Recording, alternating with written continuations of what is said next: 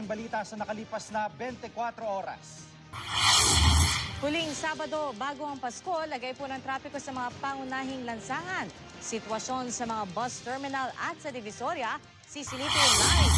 Isang araw matapos tambangan sa NAIA Terminal 3, naihatid na sa huling hantungan sina Labangan Mayor Ukol Talumpa, kanya misis at pamangkin, mga sospek sa pamamaril, tukoy na ng pulisya. UN Secretary General Ban Ki-moon binisita mga sinalanta ng Super Typhoon Yolanda sa Tacloban City. Isang bus company pinagmumulta ng hanggang 2 milyong piso dahil sa mga nadiskubreng paglabag sa inspeksyon ng LTO at LTFRB. Chika Minute exclusive, ang one-on-one interview kay Miss International 2013 Bea Rose Santiago. Ano-ano kaya ang mga balak niya matapos makoronahan? At sa mga hindi pa nakapamimili, alamin ang mga patok na Christmas gift na mabibili online. Yan at iba pa mga balita ngayon na dito sa 24 Oras Weekend.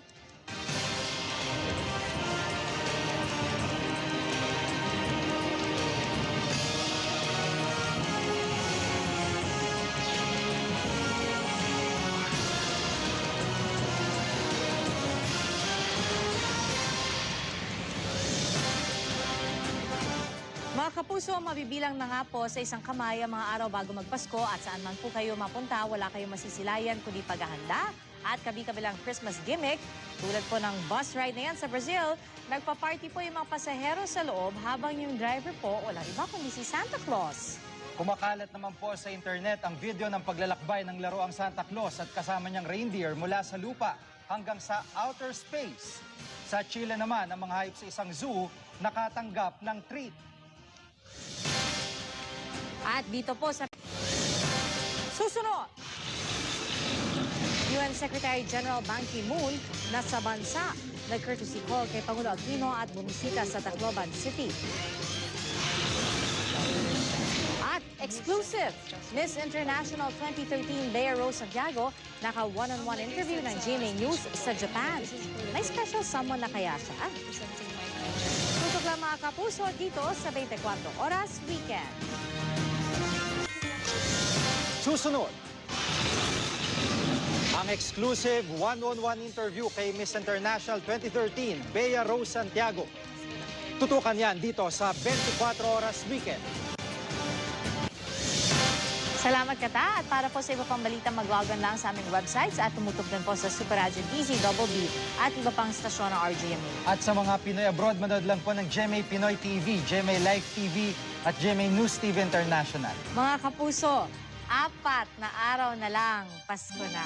Mula po sa tahanan ng katotohanan, ako po si Tia Arcangel. Ako po si Jigga Manica, dito ang GMA, walang kinikilingan, walang pinoprotektahan. Walang kasinungalingan, serbisyong totoo lamang. At dahil hindi natutulog ang balita, Nakatuto kami 24 oras.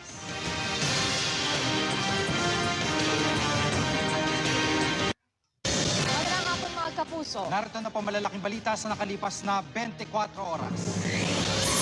Mga pinakamapanganib na barangay dahil sa dami ng mga naputukan, tinukoy ng Department of Health. Kasali kaya rito ang inyong lugar. Sa kabila ng kampanya ng DOH kontra paputok, umakyat na sa mahigit 106 na po ang mga biktima. Sa huling Sabado, bago magbagong taon, bentahan ng paputok sa Bocaue, Bulacan, lagay ng trapiko sa paunahing lansangan at sitwasyon sa bus terminal, pati na rin sa Divisoria, atin pong sisilipin. Bagong taon, paano kaya sasalubungin ng mga nasalanta ng Bagyong Yolanda?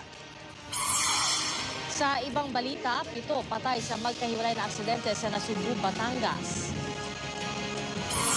Kapuso actor Rocco Nasino naging emosyonal ng ikwentong pagsubok na pinagdaraanan ng kanilang pamilya. At alamin ang pelikulang humakot ng parangal sa Metro Manila Film Festival Awards Night. Yan at iba pa mga balita ngayon na dito sa 24 Oras Weekend.